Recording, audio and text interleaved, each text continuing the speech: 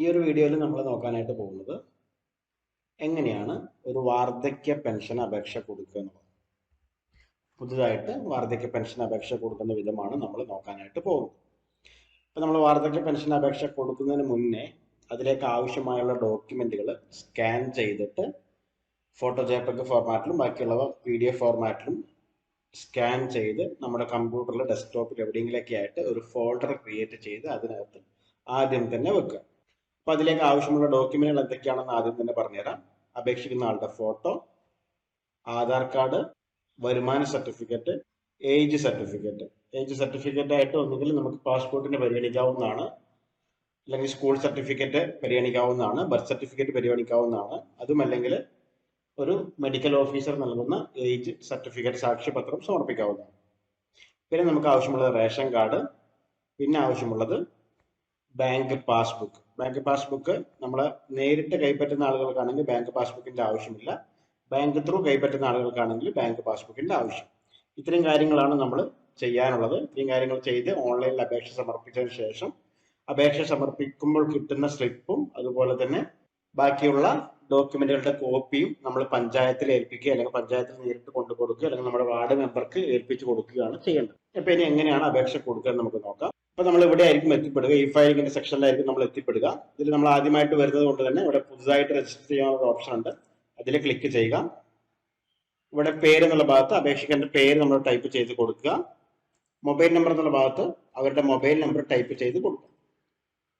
Email ID എന്നുള്ള ഭാഗത്ത് എന്തെങ്കിലും ഒരു ഇമെയിൽ ID ടൈപ്പ് ചെയ്ത് കൊടുക്കുക. അത് വാലിഡ് ആയിരിക്കണമെന്ന് യാതൊരു നിർബന്ധമില്ല, നിങ്ങളുടെ കയ്യിൽ ഉണ്ടായിരിക്കണമെന്ന് യാതൊരു നിർബന്ധമില്ല. അടുത്തായിട്ടൊരു പാസ്വേഡ് ടൈപ്പ് ചെയ്ത് കൊടുക്കുക. അതേ പാസ്വേഡ് തന്നെ അടുത്ത കോളത്തിലും ആവർത്തിക്കുക. കോഡ് രേഖപ്പെടുത്തുക എന്നുള്ള കോളത്തിൽ ക്യാപ്ച കോഡ് എൻ്റർ ചെയ്ത് രജിസ്റ്റർ എന്നുള്ള ഭാഗത്ത് ക്ലിക്ക് ചെയ്യും. ഇപ്പൊ നമുക്ക് ഇവിടെ രജിസ്ട്രേഷൻ പൂർത്തിയായിരിക്കുന്നു കാണിക്കും. നമ്മുടെ യൂസർ നെയിമായിട്ട് നമ്മുടെ കൊടുത്തിരിക്കുന്ന മൊബൈൽ നമ്പർ ഉപയോഗിക്കാനായിട്ട് ആവശ്യപ്പെടുന്നുണ്ട്. ഓക്കെ ഭാഗത്ത് ക്ലിക്ക് ചെയ്യുക. തൊട്ട് താഴെ വന്ന് കഴിയുമ്പോൾ ഇവിടെ ലോഗിൻ ഒരു ഓപ്ഷൻ ഉണ്ട്, അതിൽ ക്ലിക്ക് ചെയ്യുക. അതിനുശേഷം നമ്മൾ കൊടുത്തിരിക്കുന്ന മൊബൈൽ നമ്പർ ഇവിടെ ടൈപ്പ് ചെയ്ത് കൊടുക്കുക. പാസ്വേഡ് എന്താണോ അതിവിടെ ടൈപ്പ് ചെയ്ത് കൊടുക്കുക. നമ്മൾ ക്രിയേറ്റ് ചെയ്യുന്ന പാസ്വേഡ് എന്താണോ അത് ടൈപ്പ് ചെയ്യുക. എല്ലാവർക്കും ഒരേ പാസ്വേഡ് തന്നെ നിങ്ങൾ കൊടുക്കാനായിട്ട് ശ്രദ്ധിക്കുക. എല്ലാവർക്കും ഈ ഒരു സൈറ്റിൽ നല്ല നിങ്ങൾ ചെയ്യുന്ന എല്ലാ കാര്യങ്ങൾക്കും ഈ ഒരു പാസ്വേഡ് തന്നെ ചെയ്യാനായിട്ട് ശ്രദ്ധിക്കുക. ഇവിടെ പ്രവേശിക്കുക എന്നുള്ള ഭാഗത്ത് ക്ലിക്ക് ചെയ്യുക. ഇപ്പൊ നമ്മൾ ഇതിന്റെ യൂസർ ഇന്റർഫേസിലേക്ക് നമ്മൾ എത്തിപ്പെട്ടിട്ടുണ്ട്. നമ്മൾ ഇവിടെ നിന്നാണ് എല്ലാ അപേക്ഷകളും കൊടുക്കുന്നത്. ഇനി നമുക്ക് അപേക്ഷ കൊടുക്കാനായിട്ട് ആപ്ലിക്കേഷൻ ഭാഗത്തായിട്ട് വരിക. ഇവിടെ ന്യൂ പെൻഷൻ എന്നുള്ള ഭാഗത്ത് ക്ലിക്ക് ചെയ്യുക. ജില്ല എന്നുള്ള ഭാഗത്ത് സെലക്ട് ചെയ്യുക. പ്രാദേശിക സർക്കാർ ഗ്രാമപഞ്ചായത്ത് സെലക്ട് ചെയ്യുക. ഇനി എല്ലാ മുനിസിപ്പാലിറ്റി ആണെങ്കിൽ മുനിസിപ്പാലിറ്റി, കോർപ്പറേഷൻ ആണെങ്കിൽ കോർപ്പറേഷൻ സെലക്ട് ചെയ്യുക. സർക്കാരിന്റെ പേര് എന്നുള്ള ഭാഗത്ത് നമുക്ക് ഏതാണോ സർക്കാരിന്റെ പേര് അത് നമ്മൾ ജസ്റ്റ് സെലക്ട് ചെയ്യുക. പെൻഷൻ തരം എന്നുള്ള ഭാഗത്ത് വാർദ്ധക്യ പെൻഷൻ നമ്മൾ സെലക്ട് ചെയ്ത് കൊടുക്കുക. നെക്സ്റ്റ് എന്നുള്ള ഭാഗത്ത് ക്ലിക്ക് ചെയ്യുക.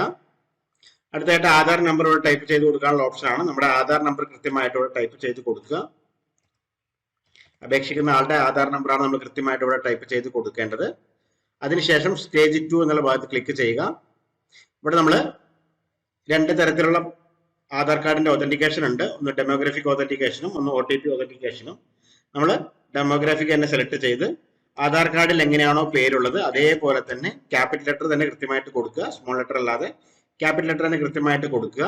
ഇനീഷ്യൽ ഉണ്ടെങ്കിൽ അത് ഇനീഷ്യലൊക്കെ ചേർത്ത് കൊടുക്കുക. അതേ എന്നുള്ള ഭാഗത്ത് ക്ലിക്ക് ചെയ്യുമ്പോൾ ഒതന്റിക്കേറ്റ് എന്നുള്ള ഓപ്ഷൻ കാണിക്കും, അത് ജസ്റ്റ് ക്ലിക്ക് ചെയ്യുക. ഇപ്പോൾ ആധാർ ഒതന്റിക്കേഷൻ സക്സസ്ഫുൾ എന്ന് പറഞ്ഞിട്ട് വന്നിട്ടുണ്ടാകും. നമുക്ക് നിങ്ങൾ എന്തെങ്കിലും പേര് വ്യത്യാസം വരുത്തി കൊടുക്കുകയാണെങ്കിൽ ഇവിടെ ഒതന്റിക്കേഷൻ സക്സസ് ആവില്ല, ഫെയിൽഡ് ആവും. അതുപോലെ തന്നെ ആധാറിന്റെ സെർവറിൽ എന്തെങ്കിലും ഇഷ്യൂ ഉള്ള സമയത്തും ഒതന്റിക്കേഷൻ ഫെയിൽഡ് ആവാറുണ്ട്. അടുത്തായിട്ട് നമുക്ക് കുറച്ച് ചോദ്യങ്ങളാണ്, എല്ലാം മലയാളത്തിൽ തന്നെയാണ് ഉള്ളത്.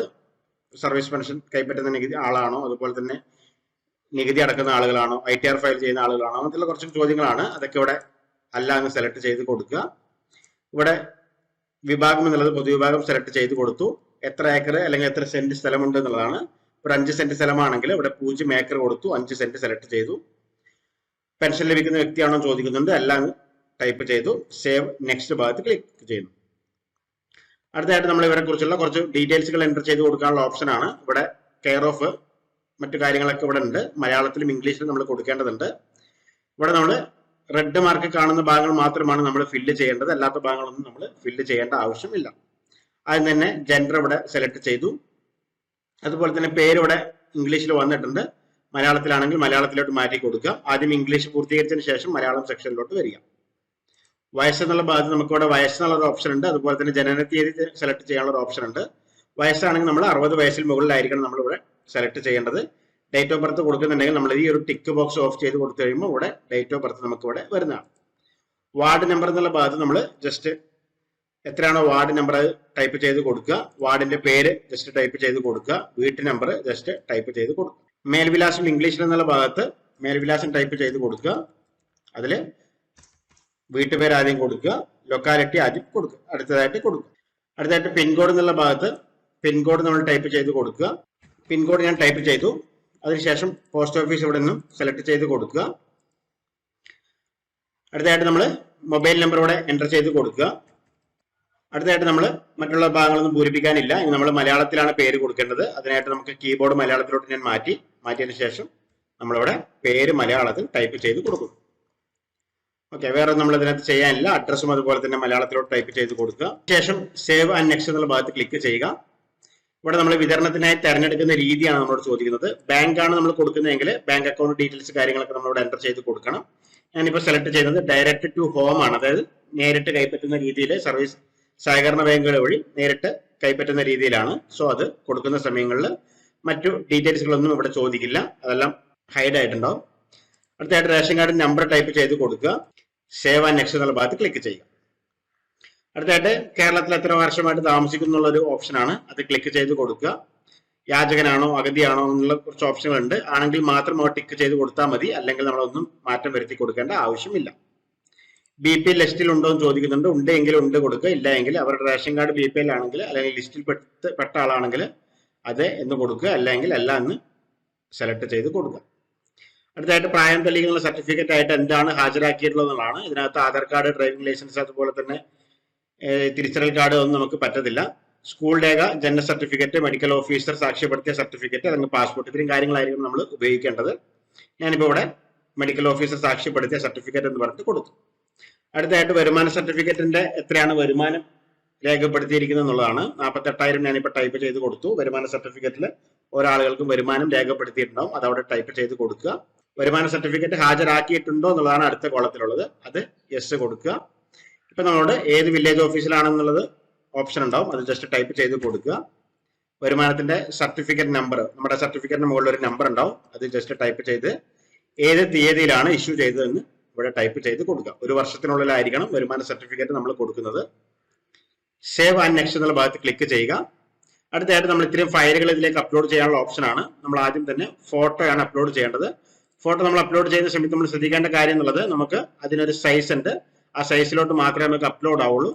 അപ്ലോഡ് സേവ് എന്നുള്ള ഭാഗത്ത് ക്ലിക്ക് ചെയ്യുമ്പോൾ നിങ്ങൾക്ക് കാണാം ഇതിന്റെ സൈസ് കറക്റ്റ് അല്ല എന്നുള്ളത് കാണിക്കുന്നുണ്ട്. അതായത് 200x150 നമ്മുടെ സൈസ് വരുന്നത്. സോ നമ്മൾ ആ ഫയൽ സൈസ് കറക്റ്റ് ആക്കി കൊടുക്കുക. അതിനുശേഷം ഞാനത് ജസ്റ്റ് ഒന്ന് അവരുടെ ഫോട്ടോയിലേക്ക് അപ്ലോഡ് ചെയ്യുന്നു. അപ്ലോഡ് ആൻഡ് സേവ് എന്നുള്ള ഓപ്ഷൻ ക്ലിക്ക് ചെയ്യുന്നു. ഇപ്പം നമുക്കിവിടെ ഇമേജ് അപ്ലോഡ് ചെയ്യപ്പെട്ടിരിക്കുന്നു എന്ന് കാണിക്കും. ഓക്കെ ഭാഗത്ത് ക്ലിക്ക് ചെയ്യുക. അടുത്തതായിട്ട് നമ്മൾ ഇതിലേക്ക് ആവശ്യമുള്ള ഫയലുകളെല്ലാം തന്നെ അപ്ലോഡ് ചെയ്ത് കൊടുക്കാനുള്ള ഓപ്ഷനാണ്. അതിനകത്ത് പ്രായം തെളിയിക്കുന്ന സർട്ടിഫിക്കറ്റ്, സ്ഥിര താമസ സർട്ടിഫിക്കറ്റിനായിട്ട് നമുക്ക് റേഷൻ കാർഡ് ഉപയോഗിക്കാം, വരുമാന certificate, Aadhaar card, ration card, bank passbook ഉണ്ട്, ബാങ്ക് പാസ്ബുക്ക്, ഇത്രയും കാര്യങ്ങളാണ് നമ്മൾ ഇതിനകത്തേക്ക് അപ്ലോഡ് ചെയ്ത് കൊടുക്കേണ്ടത്. പ്രായം തെളിയിക്കാനായിട്ട് മെഡിക്കൽ സർട്ടിഫിക്കറ്റ് ആണ്, മെഡിക്കൽ സർട്ടിഫിക്കറ്റ് അല്ല മറ്റെന്തെങ്കിലും ആണെങ്കിലും മറ്റെന്തെങ്കിലും ഇതിലേക്ക് അപ്ലോഡ് ചെയ്ത് കൊടുക്കും. പിന്നെ ഓരോ ഫയലുകളായിട്ട് ഇതിലേക്ക് അപ്ലോഡ് ചെയ്ത് കൊടുക്കുക. എനിക്ക് ഒരു ഫയലുകൾ അപ്ലോഡ് ചെയ്യുന്നുണ്ട്.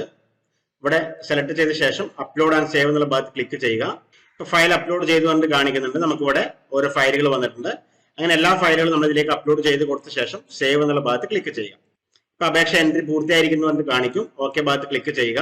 ഇവിടെ നമുക്ക് ഒരു വെരിഫിക്കേഷൻ റിപ്പോർട്ട് ഉണ്ട്. ജസ്റ്റ് ഒന്ന് ക്ലിക്ക് ചെയ്യുമ്പോൾ അതിന്റെ ഒരു പ്രിന്റ് ഔട്ട് നമുക്ക് ലഭിക്കുന്നതാണ്. ഈ ഒരു പ്രിന്റ് ഔട്ട് നമുക്ക് കസ്റ്റമർക്ക് പ്രിന്റ് എടുത്ത് കൊടുക്കേണ്ടതാണ്. ഈ ഒരു പ്രിന്റ് ഔട്ട് നമ്മൾ കസ്റ്റമർക്ക് പ്രിന്റ് എടുത്ത് കൊടുക്കേണ്ടതാണ്. ആ ഒരു കസ്റ്റമർക്ക് പ്രിന്റ് എടുത്ത് കൊടുക്കുക. അതിനുശേഷം സബ്മിറ്റ് ടു ലോക്കൽ ബോർഡ് എന്നൊരു ഓപ്ഷൻ കാണിക്കും. അതിന് മുകളിൽ ക്ലിക്ക് ചെയ്യുക. അത് ക്ലിക്ക് ചെയ്യുന്നതോടുകൂടി ഓട്ടോമാറ്റിക് ആയിട്ട് സബ്മിറ്റ് ആവുന്നതാണ്. ഞാൻ ഇപ്പോൾ സബ്മിറ്റ് ചെയ്യുന്നില്ല. ഈ ഒരു സ്റ്റെപ്പ് മാത്രമാണ് ബാക്കിയുള്ളത്. നമ്മൾ വെരിഫിക്കേഷൻ റിപ്പോർട്ട് വായിച്ച് നോക്കിയിട്ട് തെറ്റുകൾ ഉണ്ടെങ്കിൽ നമുക്ക് പുറകിലോട്ട് പോയിട്ട് തിരുത്താനുള്ള ഓപ്ഷൻ ഉണ്ട്.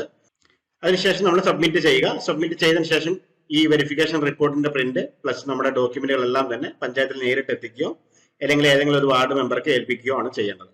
ഇതാണ് ഒരു വാർദ്ധക്യ പെൻഷന് അപേക്ഷ കൊടുക്കുന്നതിന്റെ മെത്തേഡ്.